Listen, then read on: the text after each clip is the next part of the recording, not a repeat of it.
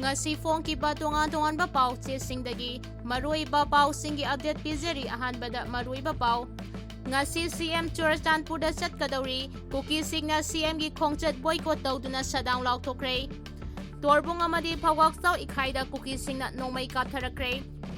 Churachandpurda Kuki zo Nupi singna khongjang Kansinkhre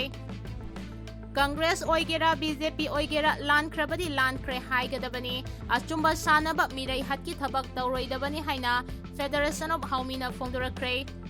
Manipurda khundaminariba yellow furup singbu masetana thugaina bahonabada Kuki terrorist singbu India lengakna khulai oina sijinari haina YK Maralchi Khre Lengakna ngami haibagi matagum census tawraklabadi akanba khongjang sangsinaba sem saba loire haina JDF na phongdorakre Mikhalda mirep oiriba singna matai manawgi lantum udnanaba Supreme Court na khangankhre Haujik pau sandongna pizari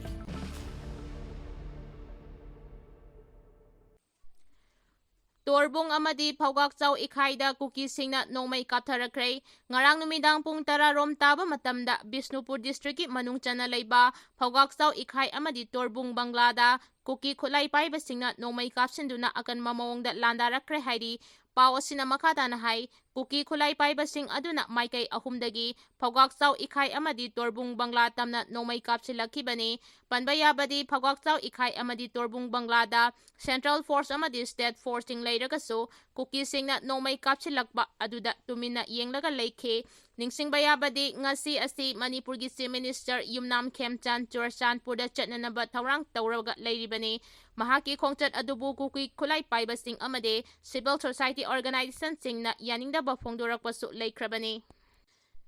ngasi CM Churachandpurda chatkadauri Kuki singna CM gi khongchat boycott tawduna shutdown lauthokre Chief Minister Y Khemchan Singha ngasi July gi tarik marida Churachandpurda chanaba thawrang tawri Chief Minister gi khongchat asi laikhidraba bungjagin balte former MLA gi aroiba mathau mangam pangthokpada saruk yanabane amaromda Chief Minister Y Khemchan Churachandpurda ngasi lakadauri haibagi pau phangbadagi Kuki gi tongan ba body singna CM Y Khemchan Churachandpurda lakpa yaroi haina Churachandpurda shutdown lauthokre Thanlon SC MLA oiramba Bugjangin Baltege Aroiba Leirol Chankhre Thauram Churachandpur gi New Lamkada leiba YPS Cemetery Dorcas Bank da pangthokadabane Thanlon Kendra gi ahumlak MLA oiramlaba Balte Manipur da Kangla ki Erang thoklakpa English tengani kulhumdoi gi Me thada Imphal da miyam changduna phubada sokhibadagi matam sangna Haryana gi Gurugram da leiba private hospital amada layenglaba matungda chahi asigi February kunda laikhidabane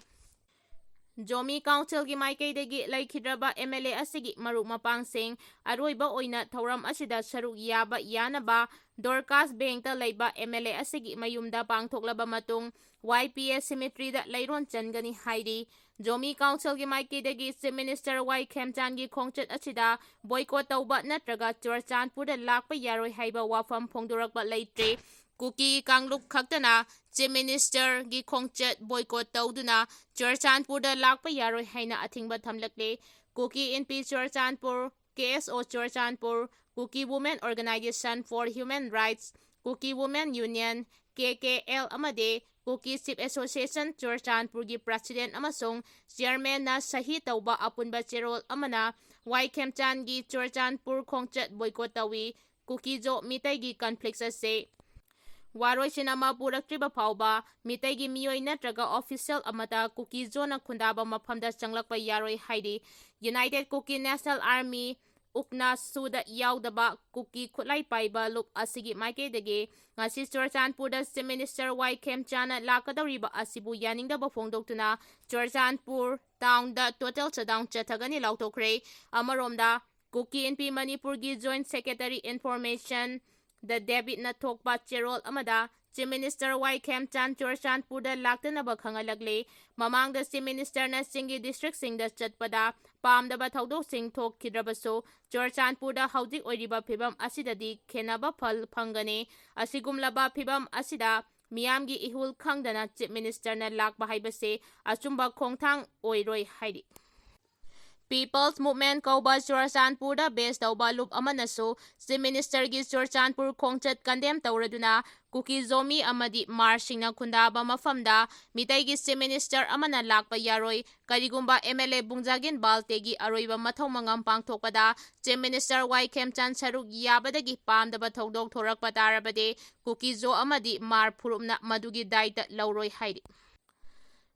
Churachandpurda Kuki Zo Nupi Singna Khongjang Kansinkhre Mamang tha June 13 Combined Security Force na Churachandpur District ki Henglep Subdivision ki manung chanba Songkong Village da chathakiba operation da Security Force na Lenmin Sang Haukik kauba miyoi ama hatkiba thodok ki matangda High Court ki retired Judge amana lusingba committee ama semduna thiganaba demand tawduna ngarang Churachandpur da Kuki Zo Nupi Singna wakat mifam phamduna Khongjang Kansinkhre Kuki Women Organization for Human Rights amasung Indigenous Tribal Leader Forum na puna sinduna Walls of Remembrance da pangthokkiba wakat mifam aduda district asigi tungan mafam singdagi lakpa Kuki Zo Nupi singna saruk yakhe ngarangi wakat mifam aduga iroinana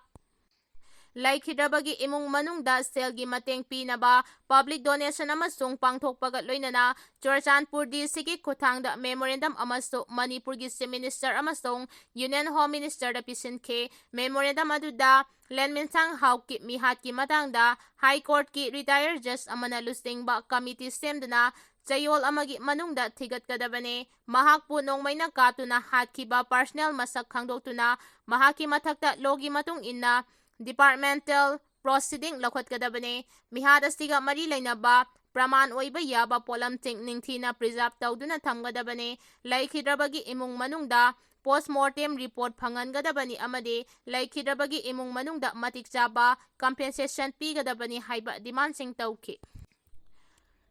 Manipurda khundaminariba yellow phurup singbu masetana thugainaba honabada Kuki terrorist singbu India laingakna khulai oina sijinari haina YK direna fongdurakre apunba Manipur ama saganaba honabada lamdam asida khundaminariba kanglu phuruk khudingmangna lawpham thokpa thodang ting lawminaba mathautai Manipurda khundaminariba yellow phurup singbu masetana thugainaba honabada Kuki terrorist singbu India laingakna khulai oina sijinari haina United Committee Manipur UCM gi President YK direna fongdurakre Wapamasi UCM linkhatkibagi sahi kungamanga mapung pharakpagi Silver Jubilee Celebration gi thoram ama ngarang Palace Compound da laiba Iboyaima Sumang Sanglenda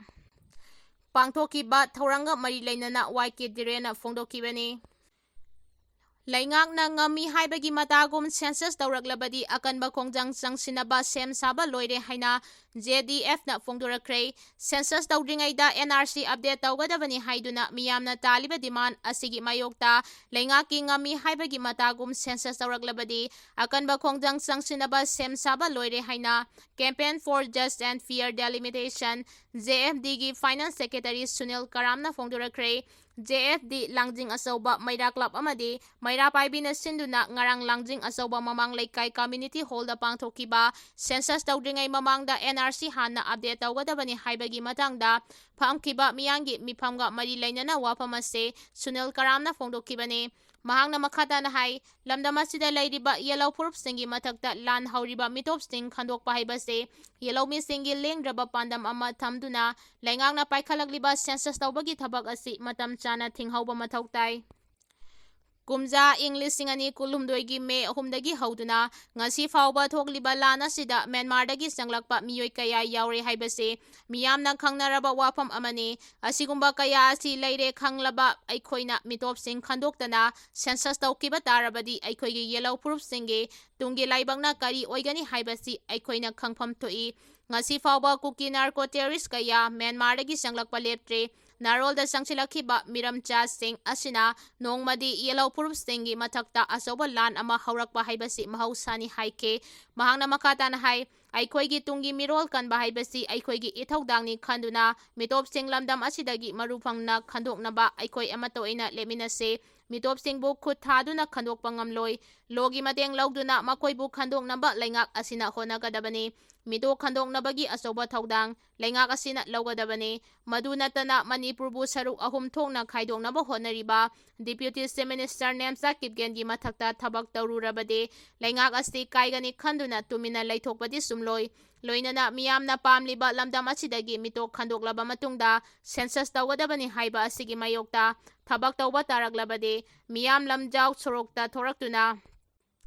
ꯑꯀꯟꯕ ꯈꯣꯡꯖꯪ ꯆꯪꯁꯤꯜꯂꯛꯄꯗ ꯊꯣꯔꯛꯄ ꯑꯐ ꯐꯠꯇꯒꯤ ꯇꯦꯛꯆꯥꯛ ꯄꯨꯝꯕ ꯂꯩꯉꯥꯛ ꯑꯁꯤꯅ ꯄꯨꯒꯗꯕꯅꯤ ꯍꯥꯏꯅꯁꯨ ꯆꯦꯛꯁꯤꯟ ꯋꯥꯔꯣꯜ ꯊꯝꯂꯛꯂꯤ꯫ ꯃꯤꯈꯜꯗ ꯃꯤꯔꯦꯞ ꯑꯣꯏꯔꯤꯕꯁꯤꯡꯅ ꯃꯇꯩ ꯃꯅꯥꯎꯒꯤ ꯂꯟ-ꯊꯨꯝ ꯎꯠꯅꯅꯕ ꯁꯨꯄ꯭ꯔꯤꯝ ꯀꯣꯔꯠꯅ ꯈꯪꯍꯟꯈ꯭ꯔꯦ꯫ ꯃꯤꯈꯜꯗ ꯃꯤꯔꯦꯞ ꯑꯣꯏꯔꯤꯕꯁꯤꯡꯅ ꯃꯁꯥꯒꯤ ꯂꯣꯏꯅꯕꯤ ꯅꯠꯇ꯭ꯔꯒ ꯃꯄꯨꯔꯣꯏꯕꯒꯤ ꯃꯔꯜ-ꯃꯊꯨꯝ ꯐꯣꯡꯗꯣꯛꯇꯕ ꯍꯥꯏꯕꯁꯤ ꯈꯨꯟꯅꯥꯏꯒꯤ ꯃꯥꯌꯣꯛꯇ ꯂꯩꯕ ꯊꯧꯑꯣꯡꯅꯤ꯫ ꯍꯤꯔꯝ ꯑꯁꯤꯒꯤ ꯃꯇꯥꯡꯗ ꯃꯄꯨꯡ ꯐꯥꯕ ꯏꯟꯚꯦꯁꯇꯤꯒꯦꯁꯟ ꯆꯠꯊꯒꯗꯕꯅꯤ ꯍꯥꯏꯅ ꯁꯨꯄ꯭ꯔꯤꯝ ꯀꯣꯔꯠꯅ ꯐꯣꯡꯗꯣꯔꯛꯈ꯭ꯔꯦ꯫ ꯖꯁꯇꯤꯁ ꯁꯟꯖꯣꯏ ꯀꯦꯔꯣꯜ ꯑꯃꯁꯨꯡ ꯖꯁꯇꯤꯁ ꯑꯦꯟ ꯀꯣꯊꯤꯁꯣꯔ ꯁꯤꯡꯍꯒꯤ ꯕꯦꯟꯆ ꯑꯃꯅ ꯍꯥꯏ representation of the people's act 1951ꯒꯤ ꯁꯦꯛꯁꯟ 125(a)ꯒꯤ ꯃꯇꯨꯡ ꯏꯟꯅ ꯃꯤꯈꯜꯗ ꯃꯤꯔꯦꯞ ꯑꯣꯏꯔꯤꯕ ꯃꯤꯑꯣꯏ ꯈꯨꯗꯤꯡꯃꯛꯅ ꯃꯁꯥ ꯃꯁꯥꯒꯤ ꯂꯣꯏꯅꯕꯤ ꯅꯠꯇ꯭ꯔꯒ ꯃꯄꯨꯔꯣꯏꯕꯒꯤ ꯂꯟ-ꯊꯨꯝ ꯂꯥꯎꯊꯣꯛꯇꯕ ꯌꯥꯗꯦ꯫ ꯃꯤꯈꯜꯒ ꯃꯔꯤ ꯂꯩꯅꯕ ꯊꯕꯛ ꯊꯧꯔꯝꯁꯤꯡꯗ ꯁꯦꯝꯖꯤꯟ ꯁꯥꯖꯤꯟꯕ ꯑꯦꯐꯤꯗꯦꯚꯤꯠ ꯐꯥꯏꯜ ꯇꯧꯔꯝꯕ ꯊꯣꯛꯂꯕꯗꯤ ꯈꯨꯟꯅꯥꯏꯒꯤ ꯃꯥꯌꯣꯛꯇ ꯂꯩꯕ ꯊꯧꯑꯣꯡꯅꯤ ꯍꯥꯏꯅ ꯂꯧꯕꯒ ꯂꯣꯏꯅꯅ ꯃꯄꯨꯡ ꯐꯥꯅ ꯏꯟꯚꯦꯁꯇꯤꯒꯦꯁꯟ ꯆꯠꯊꯒꯗꯕꯅꯤ꯫ ꯒꯨꯖꯔꯥꯠ ꯍꯥꯏꯀꯣꯔꯠꯅ ꯄꯤꯈꯤꯕ ꯋꯥꯌꯦꯜ ꯑꯃ ꯁꯤꯡꯅꯔꯗꯨꯅ ꯆꯟꯗ꯭ꯔꯀꯥꯟꯇ ꯀꯤꯁꯣꯔ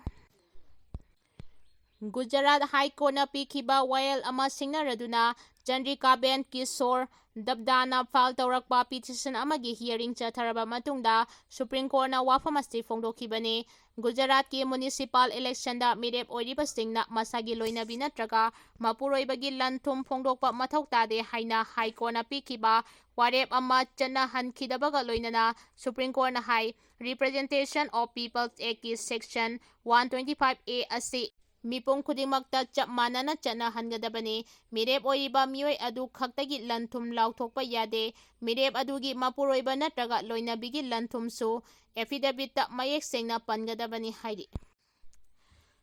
ꯀꯪꯒ꯭ꯔꯦꯁ ꯑꯣꯏꯒꯦꯔꯥ ꯕꯤ.ꯖꯦ.ꯄꯤ. ꯑꯣꯏꯒꯦꯔꯥ ꯂꯥꯟꯈ꯭ꯔꯕꯗꯤ ꯂꯥꯟꯈ꯭ꯔꯦ ꯍꯥꯏꯒꯗꯕꯅꯤ꯫ ꯑꯆꯨꯝꯕ ꯁꯥꯅꯕ ꯃꯤꯔꯩꯍꯠꯀꯤ ꯊꯕꯛꯇꯤ ꯇꯧꯔꯣꯏꯗꯕꯅꯤ ꯍꯥꯏꯅ ꯐꯦꯗꯔꯦꯁꯟ ꯑꯣꯐ ꯍꯥꯎꯃꯤꯅ ꯐꯣꯡꯗꯣꯔꯛꯈ꯭ꯔꯦ꯫ ꯇꯥꯃꯩ ꯀꯦꯟꯗ꯭ꯔꯒꯤ ꯑꯦꯝ.ꯑꯦꯜ.ꯑꯦꯁꯨ ꯑꯣꯏꯔꯤꯕ ꯑꯦꯟ.ꯄꯤ.ꯑꯦꯐ.ꯀꯤ ꯁ꯭ꯇꯦꯠ ꯌꯨꯅꯤꯠꯀꯤ ꯄ꯭ꯔꯁꯤꯗꯦꯟꯠ ꯑꯋꯥꯡꯃꯧ ꯅꯤꯎꯃꯥꯏꯅ ꯀꯨꯀꯤꯒ ꯁꯨ ꯇꯧꯅꯈꯤꯕꯒꯤ ꯃꯇꯥꯡꯗ ꯐꯣꯡꯗꯣꯛꯈꯤꯕ ꯋꯥꯐꯝ ꯑꯗꯨꯒꯤ ꯄꯥꯎꯈꯨꯝ ꯑꯣꯏꯅ ꯀꯪꯒ꯭ꯔꯦꯁꯀꯤ ꯋꯥꯉꯥꯡꯂꯣꯏ ꯑꯣꯏꯔꯤꯕ ꯁꯒꯣꯜꯕꯟ ꯀꯦꯟꯗ꯭ꯔꯒꯤ ꯑꯦꯛꯁ-ꯃꯤꯅꯤꯁꯇꯔ ꯈ꯭ꯋꯥꯏꯔꯥꯛꯄꯝ ꯂꯣꯀꯦꯅ ꯏꯪ 2009ꯗ ꯀꯪꯒ꯭ꯔꯦꯁ ꯒꯚꯔꯟꯃꯦꯟꯠꯅ ꯇꯧꯅꯈꯤꯕ ꯁꯨ ꯑꯗꯨ ꯃꯅꯤꯄꯨꯔꯗ ꯁꯥꯟꯇꯤ ꯄꯨꯔꯛꯅꯕꯅꯤ ꯍꯥꯏꯅ ꯐꯣꯡꯗꯣꯛꯈꯤꯕ ꯑꯗꯨꯒꯤ ꯃꯇꯥꯡꯗ ꯐꯦꯗꯔꯦꯁꯟ ꯑꯣꯐ ꯍꯥꯎꯃꯤꯒꯤ ꯃꯥꯏꯀꯩꯗꯒꯤ ꯈꯨꯔꯥꯏꯖꯝ ꯂꯣꯀꯦꯟꯅ ꯊꯝꯅꯤꯡꯂꯤꯕꯗꯤ ꯀꯪꯒ꯭ꯔꯦꯁꯅ ꯀꯔꯝꯅ ꯃꯦꯒꯥ ꯇꯦꯔꯔꯤꯁꯠ ꯀꯨꯀꯤ ꯐꯣꯔꯦꯅꯔꯁꯤꯡꯒ ꯁꯨ ꯁꯥꯏꯟ ꯇꯧꯅꯔꯝꯕꯅꯣ? ꯁꯨ ꯇꯧꯅꯔꯤꯕ KNO-KNAꯒꯤ ꯄ꯭ꯔꯁꯤꯗꯦꯟꯠ ꯄꯤ.ꯑꯦꯝ. ꯍꯥꯎꯀꯤꯞ ꯑꯃꯁꯨꯡ ZRA-ZROꯒꯤ ꯄ꯭ꯔꯁꯤꯗꯦꯟꯠ ꯊꯥꯡꯂꯦꯟ ꯄꯥꯎꯒꯨꯏꯇꯦ ꯑꯅꯤꯃꯛ ꯃ꯭ꯌꯥꯟꯃꯥꯔꯒꯤ ꯑꯣꯔꯤꯖꯤꯟ ꯉꯥꯛꯇꯅꯤ ꯍꯥꯏꯅ ꯂꯨꯞ ꯑꯁꯤꯅ ꯊꯥꯗꯣꯔꯛꯄ ꯆꯦꯔꯣꯜ ꯑꯃꯅ ꯍꯥꯏꯔꯤ꯫ ꯆꯦꯔꯣꯜ ꯑꯁꯤꯅ ꯃꯈꯥ ꯇꯥꯅ ꯍꯥꯏꯔꯤꯕꯅ ꯀꯨꯀꯤ ꯇꯦꯔꯣꯔꯤꯁꯠꯁꯤꯡꯅ ꯏꯟꯗꯤꯌꯥ ꯒꯚꯔꯟꯃꯦꯟꯠꯀꯤ ꯃꯥꯌꯣꯛꯇ ꯂꯥꯟ ꯍꯧꯈꯤꯕ ꯂꯩꯕ꯭ꯔꯥ? ꯏꯔꯝꯗꯝ ꯑꯁꯤꯗ ꯀꯨꯀꯤ ꯑꯃꯁꯨꯡ ꯏꯟꯗꯤꯌꯟ ꯁꯦꯀ꯭ꯌꯨꯔꯤꯇꯤ ꯑꯅꯤꯒꯤ ꯃꯔꯛꯇ ꯀꯔꯝꯕ ꯑꯣꯄꯔꯦꯁꯟ ꯇꯧꯅꯈꯤꯕ ꯂꯩꯈ꯭ꯔꯕꯒꯦ? ꯏꯟꯗꯤꯌꯥ ꯒꯚꯔꯟꯃꯦꯟꯠꯀꯤ ꯃꯊꯛꯇ ꯂꯥꯟ ꯍꯧꯕꯁꯨ ꯅꯠꯇꯕ ꯃ꯭ꯌꯥꯟꯃꯥꯔꯗ ꯂꯩꯕ ꯌꯥꯗꯕꯗꯒꯤ ꯃꯅꯤꯄꯨꯔꯗ ꯍꯨꯔꯥꯟꯗꯨꯅ ꯆꯪꯂꯛꯄ ꯀꯨꯀꯤ ꯇꯦꯔꯣꯔꯤꯁꯠꯁꯤꯡꯒ ꯁꯨ ꯇꯧꯅꯕ ꯍꯥꯏꯕꯁꯤ ꯃꯥꯂꯦꯝꯒꯤ ꯃꯤꯌꯥꯝꯅ ꯅꯣꯛꯅꯒꯗꯕ ꯀꯪꯒ꯭ꯔꯦꯁ ꯑꯥꯏ ꯒꯚꯔꯟꯃꯦꯟꯠꯀꯤ ꯊꯧꯑꯣꯡꯅꯤ꯫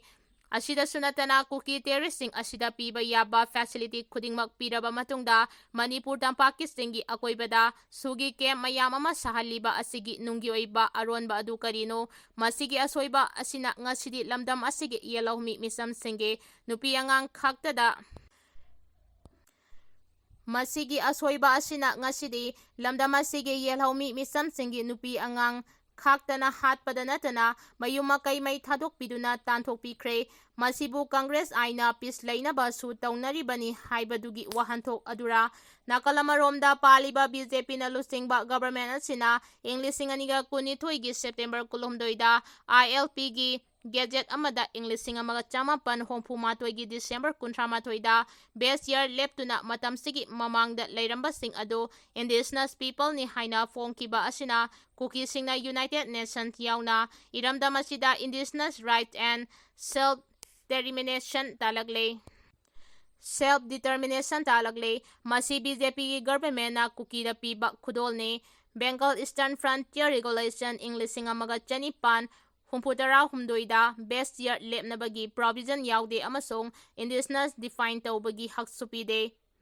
BJP lead government karamna aranba yumpham yaudaba gazette asi nampuda fonglibano English ani kulhumdoigi medagi ngasi fauba BJP lead government na British ki device and rule policy adumak lamdamasida sathaduna miyamasibu awafamda tahale miyamasina khange Congress I amasung BJP lead government anina khenaba leite Miyam asina khangi madudi Congress I amasung BJP lead government anida khenaba leite haina phongdoki